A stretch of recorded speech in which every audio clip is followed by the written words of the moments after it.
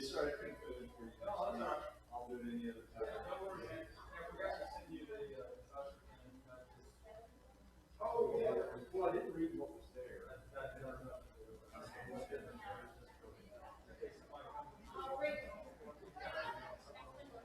Oh, you would have. Morning. Yeah. I mean, I saw you walking, you were already in the door. You're really good.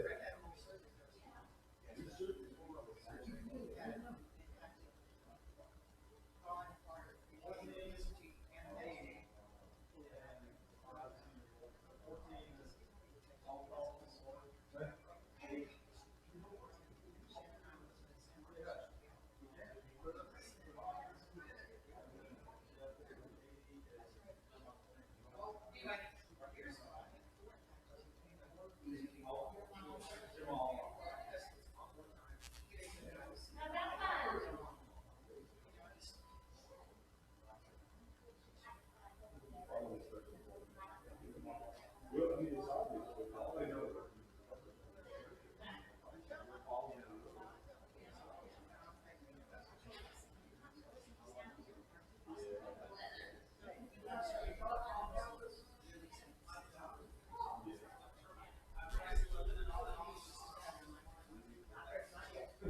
He's such a brutal.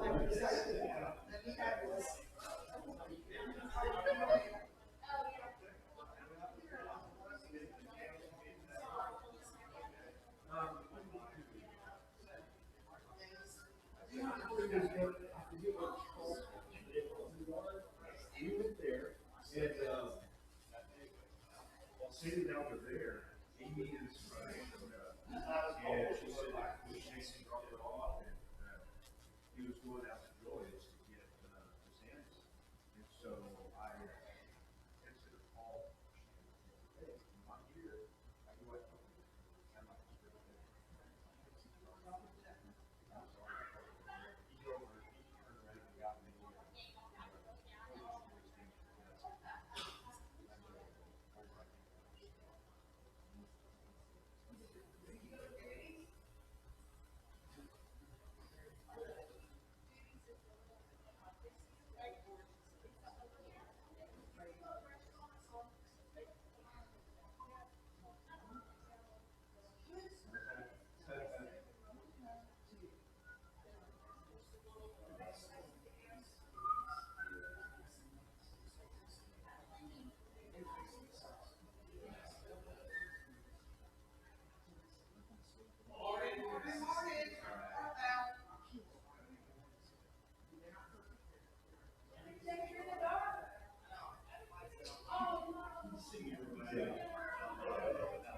Will and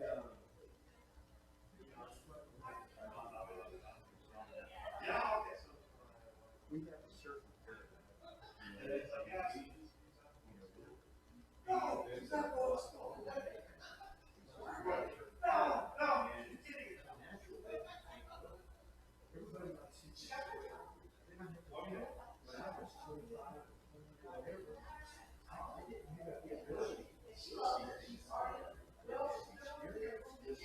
there's so many things that you have to be more patient. Don't do that. Just keep encouraging them. But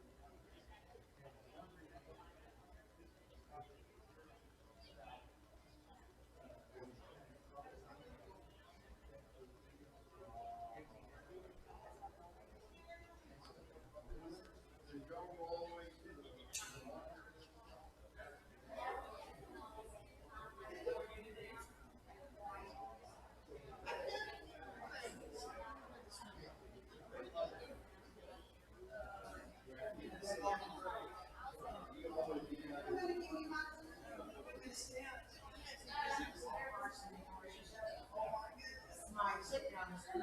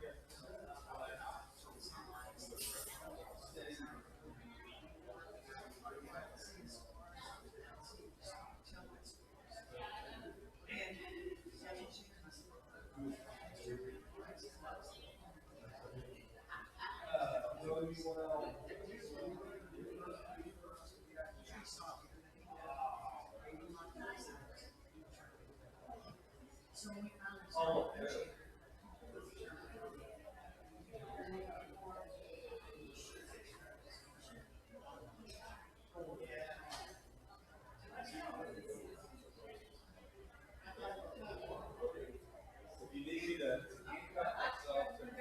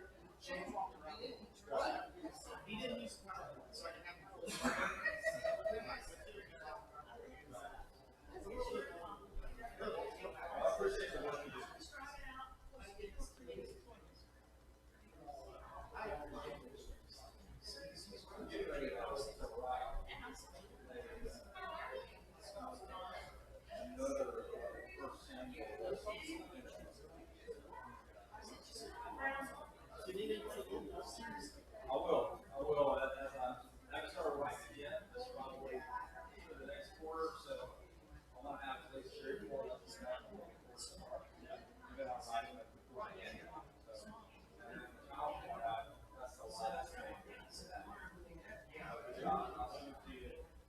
This thing is actually up against it. So, including questions. Sandy, so, stay position for now.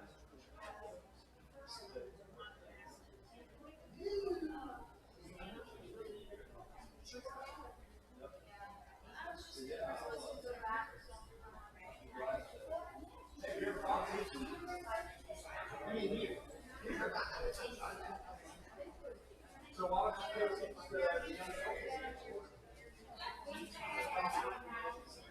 or we can find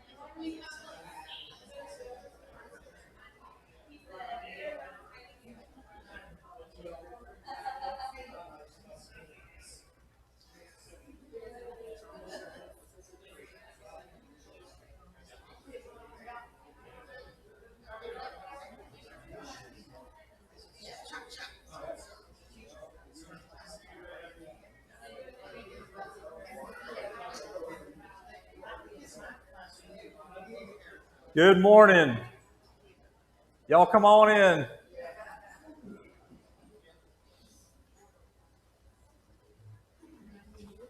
I like to watch the people scurry.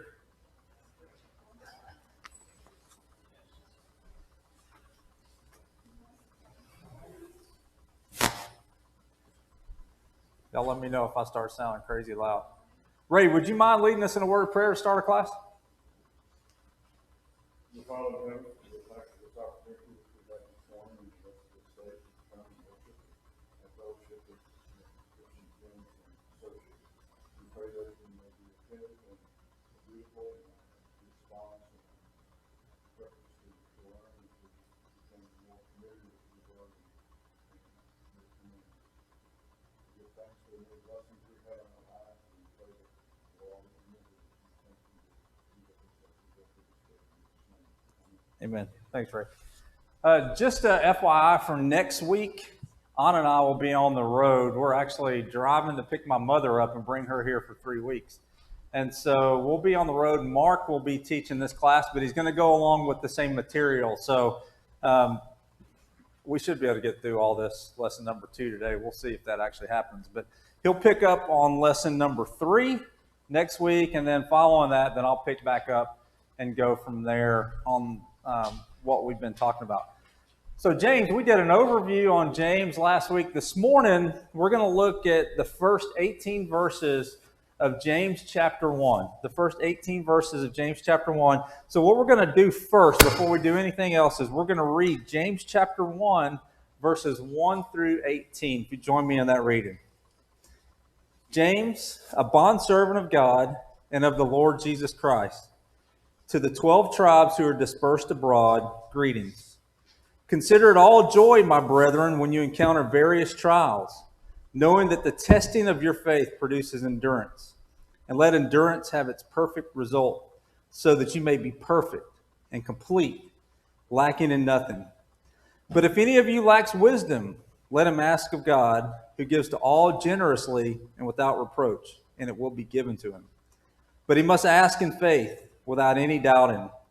For the one who doubts is like the surf of the sea, driven and tossed by the wind. For that man ought not expect that he will receive anything from the Lord, being a double-minded man, unstable in his ways. But the brother of humble circumstances is to glory in his high position, and the rich man is to glory in his humiliation, because like flowering grass he will pass away. For the sun rises with a scorching wind and withers the grass, and its flower falls off, and the beauty of its appearance is destroyed. So too the rich man in the midst of his pursuits will fade away. Blessed is a man who perseveres under trial, for once he has been approved, he will receive the crown of life, which the Lord has promised to those who love him. Let no one say when he is tempted, I am being tempted by God, for God cannot be tempted by evil, and he himself does not tempt anyone. But each one is tempted when he is carried away and enticed by his own lust. Then when lust has conceived, it gives birth to sin. And when sin is accomplished, it brings forth death. Do not be deceived, my beloved brethren. Every good thing given and every perfect gift is from above, coming down from the Father of lights, with whom there is no variation or shifting shadow. In the exercise of his will, he brought us forth by the word of truth, so that we would be a kind of first fruits among his creatures. And that's where we'll stop reading for this morning. And then we're going to discuss this as we go along. So we talked about this in the overview, but I think this is important for us to remember this, that James is addressed to the 12 tribes dispersed abroad. And so we talked about last week how the book being written to individuals provides for very practical lessons. And someone remind me why you think it's easier for us maybe to apply some of the lessons in James as opposed to maybe some of the others that we run into when it's addressed to people in general instead of a church like Romans or Ephesians. Mr. Laverne?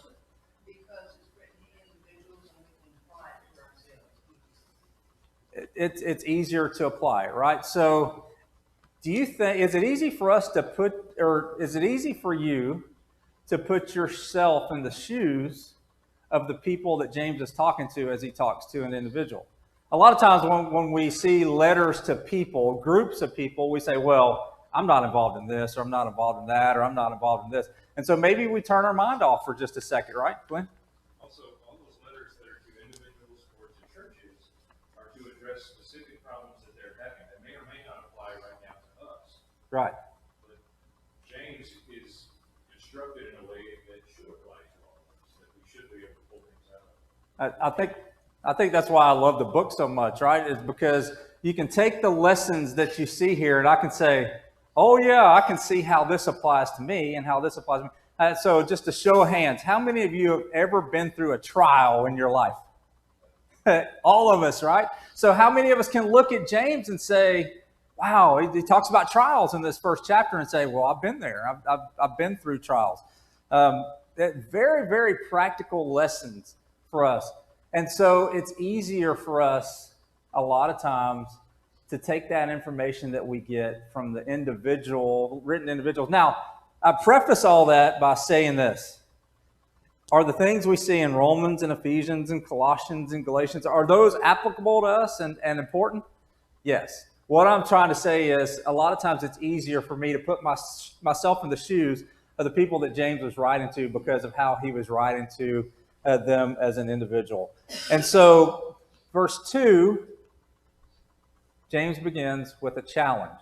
Let's reread verse 2. It says, consider it all joy, my brethren, when you encounter various trials.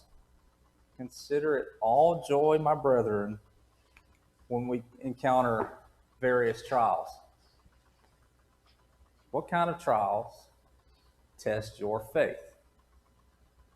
What kind of trials test your faith? And so here's even the better question for that is this one. Does it make you happy when you go through a hard test of your faith? Does it make you happy when you go through a hard test of your faith? Let's, before we get to that, I want you to take a look at something that I mentioned in the notes. In Philippians chapter 4. Philippians chapter 4. If we can flip over there to Philippians chapter 4. Verses 10 through 14 say this.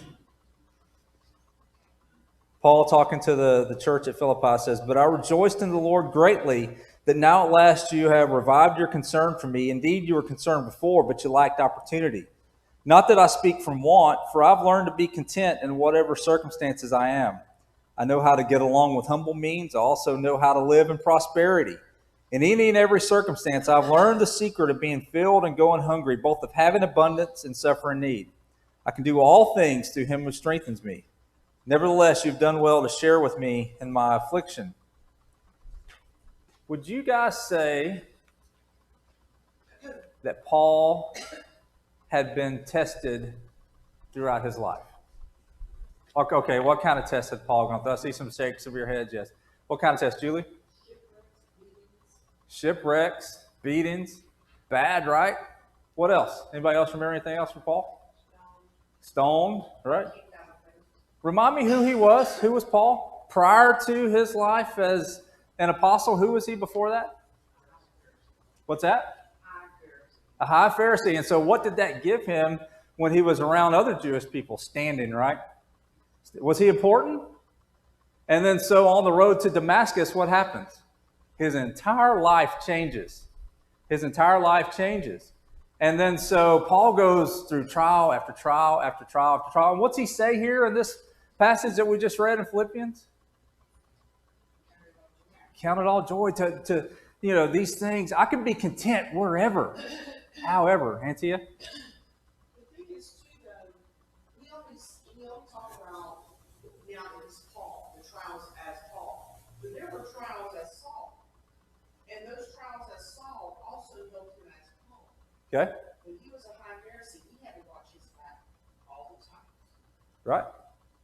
And growing up and going through school, sitting at the computer. He had these little trials. Now, as Paul, we see them as they're just menial things.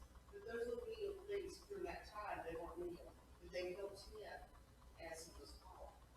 Did Paul ever go through a time when he was maybe not thinking, man, it's great, I'm content wherever I am? Who remembers Romans chapter 7? The end of Romans chapter 7. So this is what I call Paul's gripe. Let's go over to Romans chapter 7 and look at this, because this is the same guy. Starting in verse 14, he says, "For we know that the law is spiritual, but I am of flesh, sold into bondage to sin. For what I am doing, I do not understand. For I'm not practicing what I would like to do, but I am doing the very thing that I hate. But if I do the very thing I do not want to do, I agree with the law, confessing that the law is good. So now no longer am I the one doing it, but sin which dwells in me." And he goes on these things. And so the note that I write in my Bible, if you read that whole section through the end of the chapter, is Paul struggles with sin. And he finishes it by saying this, though. Verse 25, "Thanks be to God through Jesus Christ our Lord. So then on the one hand, I myself with my mind am serving the law of God, but on the other with my flesh the law of sin." Thankful for Christ. And so we see over and over that Paul goes through things, and we see what he says to the Philippian brethren, that he can be content in whatever circumstances he's in. But Paul, in Romans chapter 7, has a moment where he says, I just can't stand what I'm doing. Do we ever have that moment in ourselves when you go through trials? When you're maybe not happy about the trials you're going through, but we go through those moments, those Paul moments, right? Where we're like, man, I can't stand that I do X, Y, Z. So Paul's not always happy about what's going on. But what we're going to talk about, and I think this is a tough concept for us to see. James says that the testing of your faith produces endurance. And that when you have endurance, you may be perfected, complete, and lacking in nothing. And so here comes my sports analogy, and I wrote it in the notes. But so you guys know how much I love to run.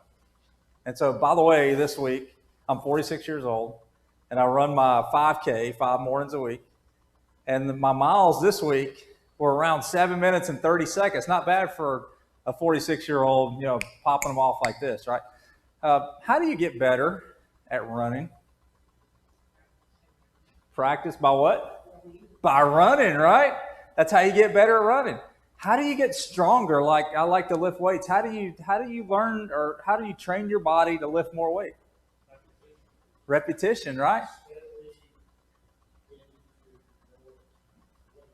Right. The only way to get stronger and better at lifting weights is by doing what? Lifting weights, right? And so do you see this? Do you see this? And so I talk about the marathon and the half marathon, and that's how you get better at running. Go ahead. I'm reminded about Hebrews where he talks about an individual still being developed. The reason for that is they haven't practiced to the point of getting to wisdom and maturity. Because of that, they're still infants. Right, right. And so, Ms. Laverne? We need to look at the opposite of that too. It's like when we have therapy as older people, the therapist always says if you don't use it, you lose it. That's a great point. It goes with faith. That's a great point.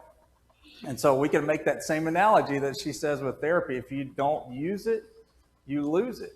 And so I call it a perishable skill, right? A perishable skill. And so when I think of that, I think of firearms training, because I trained a lot of people to shoot guns. But what if you don't shoot your gun for like 6 or 8 months? Then what happens? Your mind's like, well, I know how to do this, but your body says, no, you don't, because you haven't done it in a long time. And so it's a perishable skill. It's one of those things that if you don't do it regularly, then what? Your mind says, I can handle it. Your body says, I can't. Raul? Just read the what? Read the manual. That's a good one. And so let's think about this in terms of tests of our faith. How do you get better at handling tests of your faith? How do you get better at that? Learning from the test you just went through. And so one of the things that I consider is confidence. If you do something and you're able to get through it, something that's really, really tough, what does that do to your confidence level? What's that? It builds it up. And so she says, you learn from the test that you went through. So when you go through, I asked you again, when you go through a test and you come through on the other side and you did great, what does that do to your confidence? Builds it up. Now, we need to be careful, right? Can we become overconfident and walk close to the edge? So this is funny. So Dallas and I, Thanksgiving Day, we're up on our roof, and if you've been to our house, our peaks are like this, right? Am I right? Our peaks are like this. And so here we are climbing on the roof. Being up on the roof like that is not my most favorite thing. Let me tell you, it's not my most favorite thing. But so as we're putting these lights on, and I'm putting them on a peak, and then there's one peak, and so like the end of the roof is literally maybe meter ray here, just a few feet. And so guess who is not going to go down there for that one? The 46-year-old dad's not going to go down there for that one. The 16-year-old kid is going to go down for that one, while the 46-year-old dad holds on to his shorts and lets him slide down. Now, how much confidence do you think Dallas had that I was going to be able to pull him back up if he started to fall? Probably not very much, right? But we made it through. We made it through. Thank goodness. And then so maybe the next time, I was sitting here thinking, well, maybe I could get a rope or whatever. So we learned from what we did. How do you learn? You go through trials and you learn. And I want you to think about endurance. Physical endurance, we all understand, right? How do you get better at running? Well, you run. How do you train for a half marathon? Well, you run a half marathon. How do you train for a marathon? You run a lot of miles. How do we increase our endurance spiritually? How do we increase our endurance spiritually? It's because Almost the same way, except with your mindset. Increase your spirituality. By increasing our spirituality, we increase our desire to maybe read the man. Doing that, we get knowledge. And we exercise that knowledge. We get understanding. Trials are still there. We have a better way to cope. right. And so, as he says, we get knowledge and trials are still there and we have a better way to cope. This is what I want you guys to understand about the trials that you go through, that we all go through. Do those trials that I go through help me grow spiritually? Yeah, they do. It helps me to understand, hey, I navigated this. And so the next time I see something like that, then what? I've already navigated that before. I kind of know how this goes. And so that's hugely important. But the equally important to this is when I go through a trial, maybe Gus is going to go through the same trial, but he's never been through it before. But me and Gus are good friends, and we talk about the things that are going on in each other's lives. Can the trials that I have gone through help someone else like Gus if he goes through the same trial? Yeah, they can. Use those things that you go through to help other people. Luke chapter 22, Jesus warns Peter about what before his death? That Peter's going to do what? Yeah, deny him and fall away. And so Peter says what about that? Not a chance, right? Not a chance. It's not going to happen. And so let's go over there to Luke chapter 22, because I think Peter is pretty defiant when he says this in Luke chapter 22. Now remember who he's talking to here too, Jesus. And so, verse 31, Jesus says, Simon, Simon, behold, Satan has demanded permission to sift you like wheat. And then, Peter, he really, when we study him, he's like, I'm not going to do it. And we know what happens, right? We know the rest of the story. And so, does Peter end up denying Jesus? Once? Twice? 3 times, right? 3 times. 3 times. But this is what Jesus tells him in that section, which I think this is hugely important for us when we consider what we're talking about in James and these trials that we go through and what they mean, and then compare it to what Jesus told Peter to do. He says, verse 32 of Luke chapter 22, but I prayed for you that your faith may not fall. And when once you have turned again, do what? strengthen your brothers. How? How? How's he going to strengthen his brothers? Linda, how's he going to strengthen his brothers? I've been through this, you've been through this, here's how, give them confidence that they can master that. Give them confidence that they can master that, right? Mr. Laverne? I was just thinking, COVID-19 is a trial for all of us. And here, we have encouraged each other so much and helped and brought things that were needed and people that are each person. And that has built faith too. Right. It has. Lots of people have helped each other through this thing, this awful thing that's been going on, right? You've seen people reach out to each other and do things maybe they wouldn't do normally, ain't you? It's got to be love and gentleness too.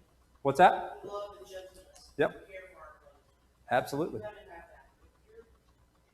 Because you can't strengthen your brother, you can't help him if you're going to be cold about it. Right. You can't help your brother if you're going to be cold about it. So back to the Peter example. How could Peter have strengthened his brothers like Jesus told him? How do you guys think Peter could have strengthened his brothers? Raw? One of the ways is through community. I mean, you look up high, you up high and hard, you look to him, also the apostles look to him, and they're not even fall. So then you can get yourself back up and come back to the fold. So teach them too. Be careful when you watch them. And don't be too much overconfident. You have to think, you humble yourself. So one of the things that he said, and I think this is hugely important for us to think about this. If that guy can fall, if Peter can fall, then what's that mean for the rest of us? We all can fall. But if Peter can stand back up and do what he's supposed to do, where's Peter at in Acts chapter 2? What's he doing? Preaching, right? Preaching. Did Peter stand back up? Can we stand back up when we fall? When you have trials, guess what? There are going to be some times that you fall under the weight of them. It's just the way it is. It's going to happen. We're all going to fall under trials. The question is, have you trained your body physically? Have you trained yourself spiritually to endure and stand back up? And stand back up. Glenn? I think something we sometimes forget also is it's easy to see with like the weightlifting or the running analogy. If you've ever done that, you can lift 5-pound dumbbells 100 reps every day.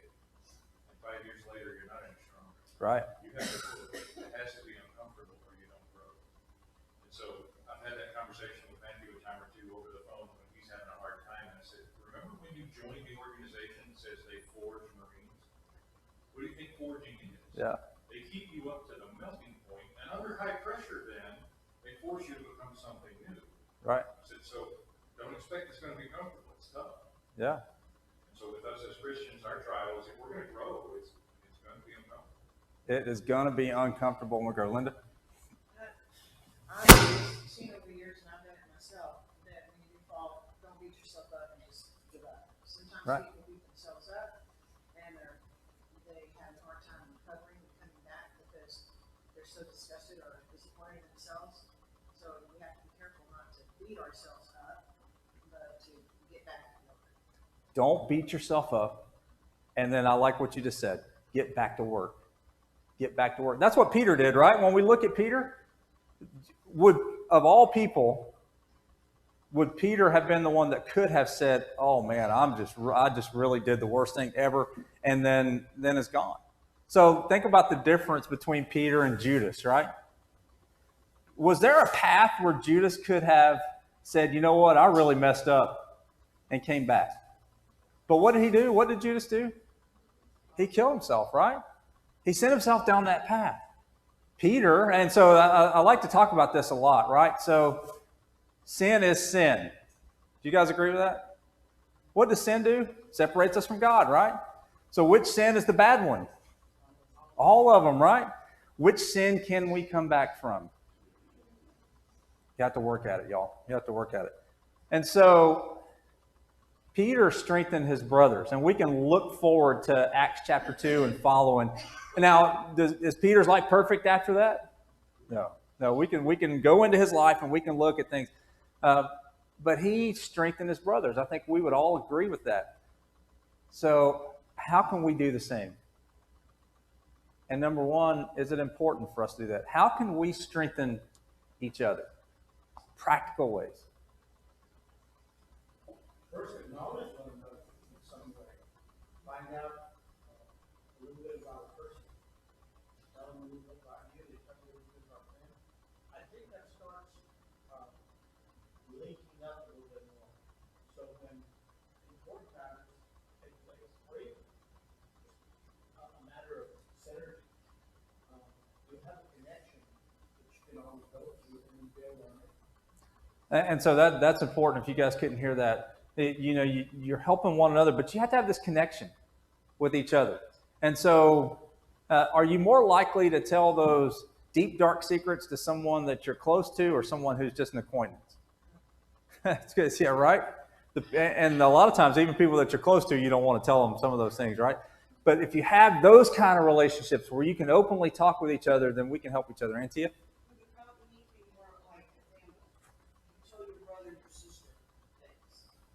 There's times when you can talk to your mom and dad, and that's how we are to be amongst each other. We have many mothers and fathers, and we have many brothers and sisters, and that's how we are to be that close. Right. Where we can be able to know another family member. Great point. They have to be like a family. Eric? Proverbs 27:17 reads, iron sharpens iron, so one man sharpens another. In order to sharpen a knife, for example, you got to apply some force to it with another piece of steel, for Right. example. And that's not always going to be comfortable. So I think the opportunity for growth is when, like you say, we're willing to share, and then maybe if you accept a little bit of criticism from that brother, or be willing to deliver a little bit of criticism in a kind way, but in a corrective way. I think that's the best way to achieve some growth. Absolutely. Good. Ms. Laverne? Sorry. And you have to be the kind of person that if someone tells you their problem, which is not good, and ask your advice, that you don't tell anybody else. Right. Don't gossip. Yeah, don't gossip. Now, all great ways for us that we can help one another. And so what I'll tell you is this. Use the experiences that you have to help your brothers and your sisters. Because they may be going through something exactly like you've gone through, and you may be able to say, well, this happened to me, and this is how it all worked out. And it might give them comfort. But how do you know what they need if you don't have the relationships that you were talking about? If you don't have those relationships, and those conversations are not going to happen. And so back over in James, and so I think the answer to this, the trials, comes later in the chapter, 12 through 18. So we're going to skip down to 12. So we did 1 through about 4, but let's skip down to 12 because this is what he says in 12 through 18. If you persevere under trial, you are called blessed or blessed. I want you to think about coming through the other side of a trial. And so when a trial is going to happen, and you know it's going to happen, what does your mind do? You dread it, right? You're like, oh, I can't believe I had to go through this or had to do that. Or you see something coming, or all of a sudden something hits you, and in your mind you think, oh, this is the worst thing ever. I'll never be able to make it through this thing. But think about how you feel when you come through the other side and you're still doing the right thing.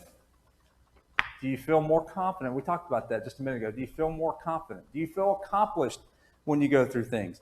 So you're called blessed. You may have a new confidence in yourself.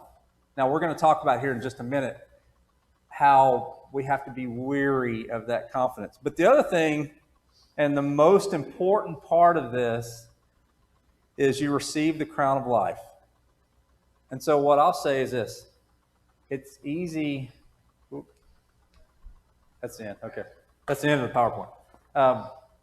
It's easy for us to lose sight of the big picture. And Tia? Because we're not looking at the fact that we're creating joy and pleasing God. And that's one of the things we look at, is the joy, and pleasing God. How much can I, how does it make me feel to please God? Which makes me joyful. Right. Make me feel happy when I get through this trial, and I survived through it, and now I'm a strong Christian. So now, and then on top of that, then I'm applying what I've learned. How pleasing is that to God? And that should be one of our focuses. Right. That's a good point. I want you guys to notice, if you have the notes in front of you, I did give you all a compliment in here. Actually, when I wrote this, I was writing it, teaching the young high schoolers in college, and I said, I'd argue that seeing the big picture is more difficult for young people like you. So pat yourselves on the back. You're all young people for today. And so I said that to them, that it's difficult for them to see the big picture, because the big picture here is you'll receive the crown of life. Is it difficult for us to see the big picture in our 40s and 50s and 30s and 70s and 80s, or however old we are? Is it still difficult sometimes to see the big picture? It is, right? Does it ever change? It never changes, because Jack. It changes. I think when you're younger, 20s, 30s, maybe even 40s, you're questioning everything and kind of not sure. But if you reach 50s and 60s on up, things that you thought were important are not important. Right, your priorities change, right? Your priorities change. So here's my question for y'all. What is it that prevents us from seeing the big picture? Sometimes we're too much in the trees. Sometimes we allow ourselves to be engulfed by things that too high over the place. We get into a stumbling situation. Our need is, before we go to the trees, scope out the forest. So Anna and I were watching. So here's a little known fact about me. I love Swamp People, the show Swamp People. Troy Landry's like one of my favorite dudes in the world.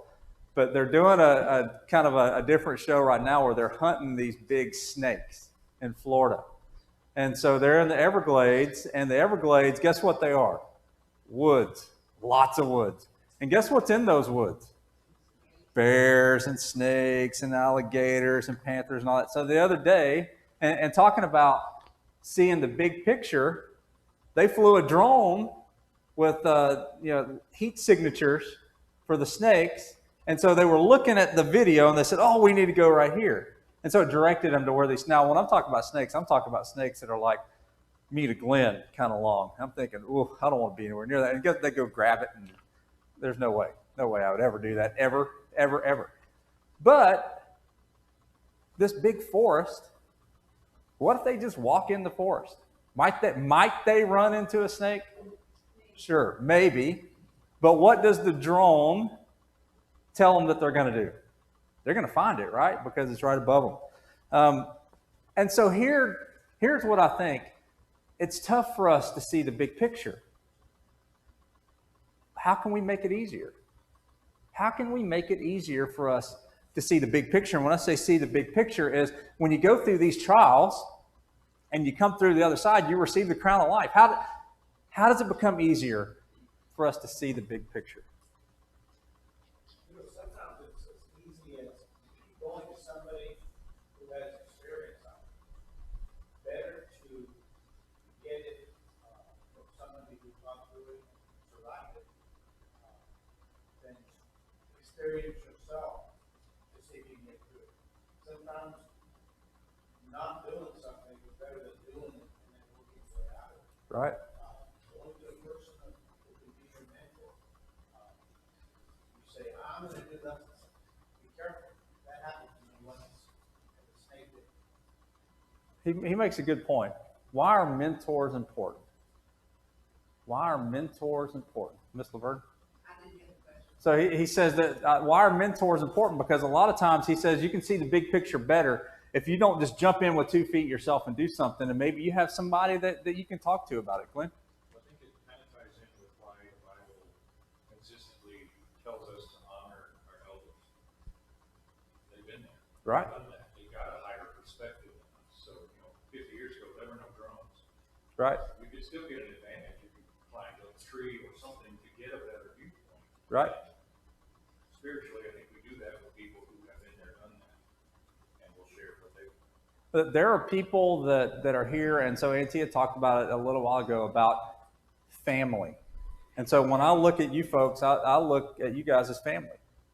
And so what do you do with family members? You help them through. But we need to take advantage of people here who have been through situations and learn from them how they went through those situations. That's what family does, right? Family helps each other. And you go through something, use the experience that you have. Now, a lot of us, we don't want to talk about the bad things that have happened in our lives, right? We just don't want to talk about those things. But what very thing might be the one thing that someone else needs to hear? That story that you have and how you came through. Miss Gail? You know,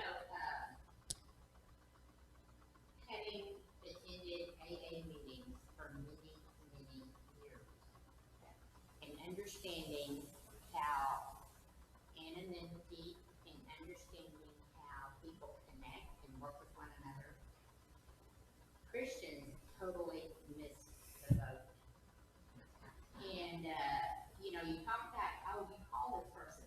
Well, there's 140 people here, and I've called 3 people in the last 2 weeks. Right. I don't know them intimately. Right. I'm checking on them. They're going through this stuff, and you get little groups. Yeah. And those little groups get to know one another. But as far as your chances of actually knowing who might, and I want to ask, how many of you who are older are ever approached by a younger person for your wisdom? How many of you who are older ever offered your wisdom to a younger person and were, I didn't want to roll with that? That's a good point. We have a total breakdown. This is all Pollyanna, Mary Poppins stuff we're talking about here. In Christian, and I follow Dr. Cloud, and he is a quote Christian psychological guy.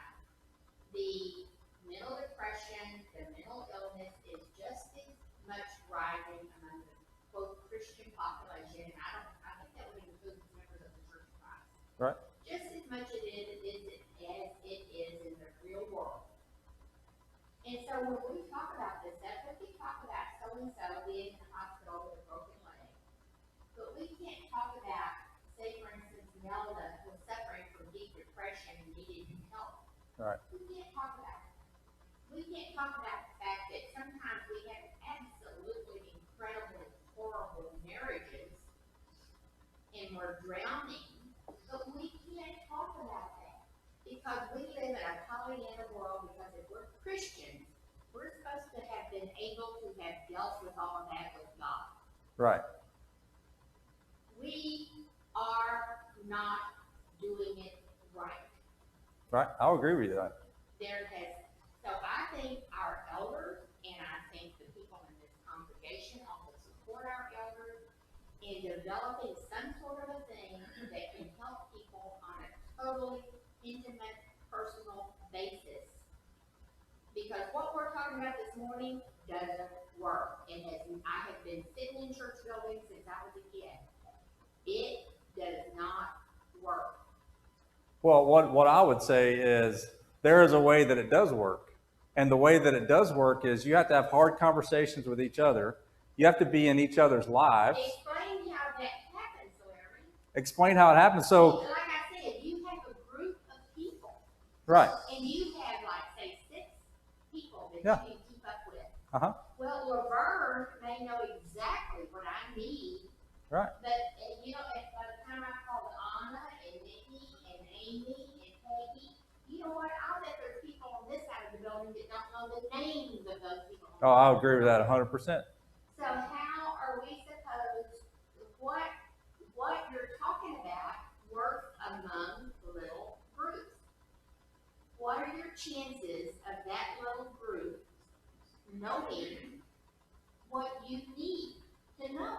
I think the group that I'm closest with probably would know what's going on in my life. But so you think about, I'll get to you just a second, Clark. You think about 140 people, right? You think about 140 people. It's very difficult, right? And so how do you get to know Clark? Well, you got to go talk to him. It takes effort on your part and his part. One another together. Clark, go ahead. I'm sorry.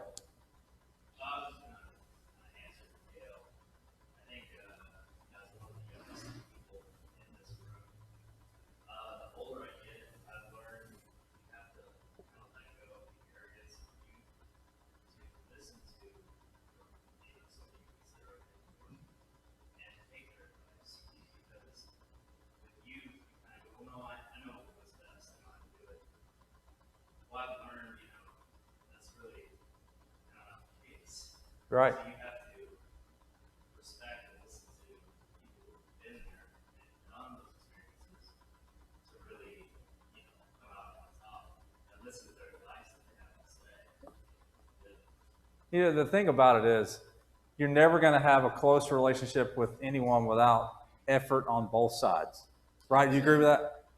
You'll never have a close. I'm telling you, what you're talking about is for mentally healthy, social people. Okay. There are people in this congregation who are not mentally healthy. There are people in this congregation who cannot pick up the phone and call anybody else. Right. What are we doing with those people? You get a little social group going here, and let me tell you, we have family and social cliques in this congregation. Mm-hmm. And so those people there are people on the fringes in here. Right. What are we doing for those people on the fringes? What are we doing to recognize those people that are in pain? I have been in this congregation for many, many years. Do you know how many times my phone has rung with a Christian calling to check on me? I have no idea. Maybe 3 in 30 years. And so I haven't been here 30 years. And But I would say my phone rings 3 times a week talking to people from this congregation. And not just people that are in my normal little group that I talk to. There are people outside of the group that I talk to that reach out to me. Larry, you have a different personality. I do. You are basing all of this stuff on how you function. No, with ma'am. people. I'm basing this on what James says in his book. And James says if you undergo trials, then you come through stronger. And so what we talk about is and then James also says you should count it blessed. And James says you should see the big picture because it's the crown of life. And so this is how you do it, Gail. The way that you... The rest of it is sharing. This is the Right. part that breaks down, is the sharing and being an example to other people. Right. That's where it breaks down. I agree. totally what I you're agree. saying. I agree. We have a breakdown. We have a breakdown between that in that particular little area. Right. Laverne, what do you think? Well, I want to know what Laverne. okay. Let's hear what Laverne has to say. We got just a minute or two left. What's that? So you don't want to talk. And so here's where it worked. Lauren, I'm sorry. I mean, I would say from my perspective, yes, it's something. And so a lot of times, even in any kind of relationship, I'll have something, well, you never call me. Well, you can call me. Right. And someone says, well, I don't have any friends. Well, you don't stay and talk to people at Right. church. Or, Yeah. I've even told as a college student at A&M that I left town too often to really be a good member of that church. I would Right. agree with what they said, but that wasn't my goal at that time. Right. I needed to see my family and just be students. But I think Yeah. you get out of church, you get out of relationships and friendships when you get into it. If you're not calling people probably aren't Right. calling you. If you're not opening yourself up and sharing your life with people, then they're not sharing that with you. I think it takes effort on both sides. Gay, you can have the last word because we're out of time. Well, I was just gonna say,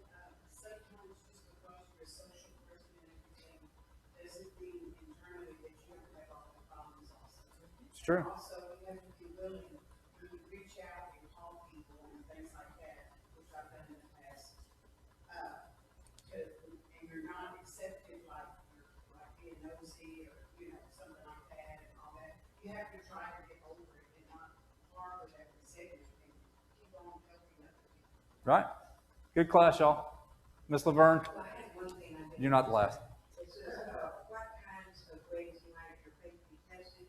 I was thinking about the new converts, especially if their families are not members of the church, they need to be called and encouraged. Good class, y'all. Next week we got Mark, so we got,